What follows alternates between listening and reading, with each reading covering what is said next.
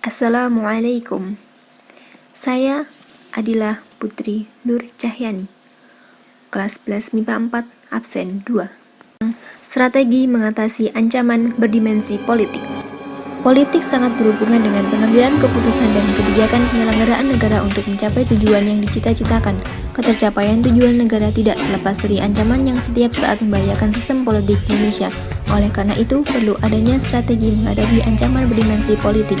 Strategi mengatasi ancaman berdimensi politik dapat dilakukan melalui pendekatan ke dalam dan keluar. Pendekatan ke dalam. Pendekatan ke dalam merupakan pembangunan dan penataan sistem politik dalam negeri yang sehat dalam kerangka demokrasi yang menghargai keberagaman bangsa Indonesia.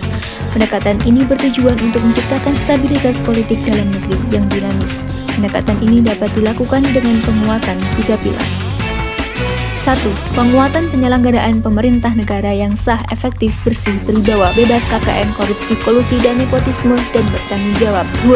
Penguatan kekuatan politik nasional, baik partai politik maupun organisasi masyarakat. Kekuatan politik berkewajiban mewujudkan dan meningkatkan perannya dalam pendidikan politik bagi warga negara. 3. Penguatan lembaga legislatif bertujuan menciptakan lembaga yang berkualitas dan profesional pada bidangnya. Lembaga yang berkualitas dan profesional akan mampu bekerja sama dengan pemerintah dalam membentuk produk-produk legislasi berupa peraturan perundang-undangan bagi kepentingan pembangunan nasional.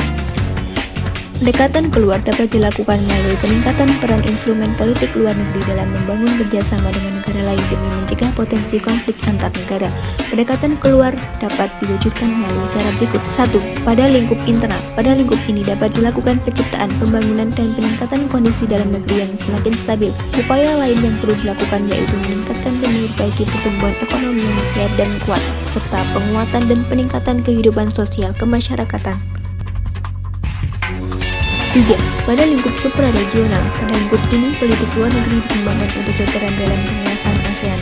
Indonesia harus mampu membangun hubungan dan kerjasama yang memberikan jaminan atas kedaulatan dan keutuhan wilayah NKRI. Tidak hanya intervensi, terutama jaminan tidak adanya agresi terhadap wilayah kedaulatan Indonesia.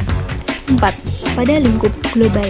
Pada lingkup ini, politik luar negeri berperan memperjuangkan kepentingan nasional melalui keberadaan Indonesia sebagai anggota PBB, Gerakan Non-Blok, Organisasi Konferensi Islam, dan Forum Regional ASEAN atau ASEAN. Sekian.